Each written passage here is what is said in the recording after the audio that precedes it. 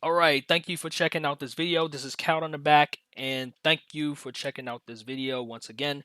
Uh, this is a new devlog on the game that I've been working on for probably the past month and a half, I want to say, which still doesn't have a game until now, until today, because the fact is, the game, after watching numerous samurai movies and some anime and things like that, um, found that I've came up with a name finally for the game, which is not going to be given right now. But before I give it to you, please go ahead and hit that like if you like the content that I'm putting out, and also please if you if you want to continue on following the development of this game, please go ahead and hit that subscribe button so that you're notified each and every time I post a new video on this game or in any game that I'm working on in this case. So all right, so let's hop right into it. First, what I'm gonna do before I do anything, we're gonna go over a little bit of the code and what was added and what was taken out. All right, so for one, without boring you with all the details, I actually changed the enemy completely around to where we have a bunch of the enemy pretty much functions even a little bit differently than he did before. All right, so for one, I know I showed you all the movement codes and everything in the previous videos. I changed a lot of that. Pretty much the movement code has changed. We see we got this directional movement now. We have these. Then I have this new basically I took all the different boolean variables that I had previously in the older iterations of the game, and I basically took all of that and threw it inside of a single variable named movement and called that movement. And each movement, each have that being a numerical variable, and basically have each movement being a different number, numeric value. I mean, so which numeric value is a number, but yeah. So if the enemy movement is equal to 0, then we go ahead and run. If it's 1, we walk. If it's 2, it's well. I know y'all looking at it. You see that I have walk for both movement for 1 and 2, but there's two sets of walking, because in 1, that's when he's walking towards you, and he's basically that's when he's just pretty much just walking, like he's just on a brisk walk. But then number 2, that's what is called pacing, because if you see this little variable this little timer right here, I'm starting a timer where he randomly paces around for back and forth for a certain length of time, for a fixed length. Well, it's not really fixed. It's basically choosing randomly between point 0.1 and 5. So, this is pacing. I didn't. I know I didn't. I just want to clarify that. Then 3 is idle. 4 is to attack. 5 is blocking, and 6 is basically range attacks, because now we have archers in the game, have range attackers in the game, and have 3 different AI types as well. I have fighter, I have tank, and I have range. But then here's the different AI types that each one of those could have. A wait, which is pretty much the enemy just goes ahead and he basically will, if the player gets within a certain distance, the enemy will then walk towards the player, and as the enemy gets closer to him, he then runs, and then when he gets into range, he starts attacking the player. Same thing with range. Only difference with range, it goes ahead and he goes ahead and if he's within a certain distance, the enemy starts firing arrows or whatever projectile that is given to that enemy. He starts firing that projectile at the player. And then you got the summoner, which is pretty much the same as the range. Only difference is I'm trying to get it so that he could summon monsters and things like that. Whatever he's going to be summoning. So, but that's still in works at the moment. Then you have the fighter, which I'll be showing that majority in the demo that I'll be showing uh, momentarily. So, and then we got the different mechanics, which we got the different we had a block attack mechanic and a block mechanic, and the range, which is shooting. So um and if we look at each and every one, I'm not going to go over many of the You know what? We still got some time. I could go over it very briefly. Like I said, I'm showing the weight enemy type, which, like I said, this is the weight. If it's equal to weight, it's basically going ahead and just saying checking to see if the enemy is within. If he's greater than 600 pixels, then you stay idle. If he's within 600 pixels, then walk towards him.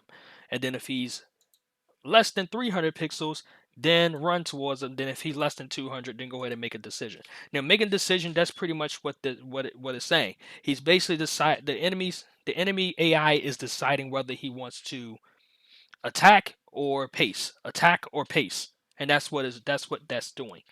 Uh, and that's the weight type. The range type, like I said earlier, he just waits till the player gets within a certain length to get within a certain range.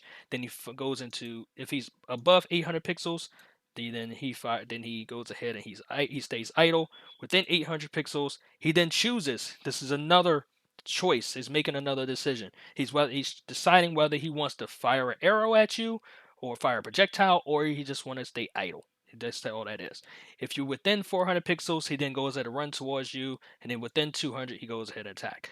The summoner, pretty much the same thing. Pretty much the same thing. And then the attacker, he doesn't wait. When it spawns, it goes directly at the player and just goes ahead and attack. And you see that this is the pacing timer that I have right here. And like I said, then you got the attack, the mechanics, and then you got the block mechanics, and then you got the range right here. Which this one's still being worked on. It's still like in, I would say, beta phase, alpha phase, whatever phase you want to call it. And then hurt and dead, which has always worked. So these are the things that has been added into the game. And also then I touched up the enemy index, which, like I said, here's the different. This one specifies the different types and different attributes that each AI type will have. Starting from the top here, it starts off with applying the proper checking how the type of health that each AI type will have, because I'm going to have it so that each AI type has a different health. So even though they both had the same amount of health, all three of them had the same amount of health right now for both fighter, tank, and range. I'm just basically putting that right here at the moment, just for later cases. And then same thing then right here with the fighter. The fighter is with the AI types here. Basically, if you're a fighter, then you go ahead. Then you don't block and you can't shoot. If you're a tank, you can block but you can't shoot. If you're a range, you can't block but you can shoot. That's pretty much it. And then the attributes is pretty much just saying, hey, if you're this particular AI character that's being created, apply these attributes to you. That's it. That's all that's being done, and it's doing that for each and every enemy. And even for the range types, he even selects the ammo type that he's going to be using. So that's pretty much what it's doing there. And then and that's only if it's being created. Then it checks to make sure that those attributes has properly been applied here. So basically, just saying, hey, if this is a samurai and this index is 0, please make sure that these attributes are applied to it. That means this one's going to be a tank. It's a tank and it's going to wait. And same thing with and basically goes ahead and does the different attack frames, because each attack has a different frame where I want uh box. What is it? The the hitbox to show up to hit the player with. So each one has a different AI has a different attack frame that it uses. So and I have that for each and every enemy, even for the undead enemies and the knight who's there.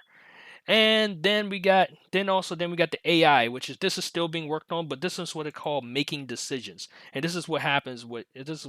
It basically just starts a timer, and every second, if the enemy is not hurt, it goes ahead, it checks to see is the enemy, can you attack, or can you attack? Well, it chooses between attacking and between attacking and basically pacing and just being idle. Basically, that's all it does. It say, hey, do you want to be idle? Do you want to be pacing? Do you want to be attacking? Basically, that's all it's checking. It's basically doing that. That's what making decisions is doing. All right. So now, what we're gonna do, and then also there's another thing that I added in here, which I made a change in the spawns. Basically, I have a enemy. I have a different way now I have a different way of spawning different types of enemies. So right now I have right here, can you remember this was where it ran this little function here that went over here into the spawning area, and it basically summoned all these enemies. It summoned it summoned the enemies and things like that, and gave all these different attributes to them. But then I scrapped all that. I scrapped the function, don't need it no more, and basically just listed all the enemy categories here. And it basically goes ahead and all I gotta do is go into the spawn bot and go ahead and just type in the samurai in the index, or the enemy category in the index that I wish to spawn. So that's pretty much all that I'm doing right there in this area right here.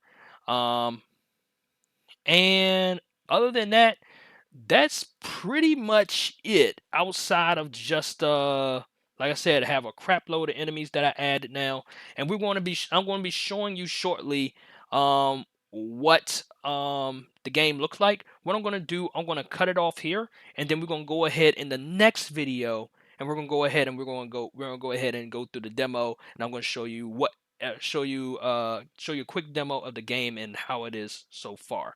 All right. Thank you for checking out this video. Once again, if you like my content, please go ahead and hit that like button if you want, and also you just want to keep up with the process, keep up with this development process of this game, the Rise of Kenji Saigara. Then please go ahead and hit that subscribe so that you're notified each time. And also, you want to play other games that I've created so far and worked on, please go ahead and try them. I put my itch.io and GameJolt pages down below in the description below. Other than that, thank you for watching this video. I will see you in part 2 of this one. All right, peace.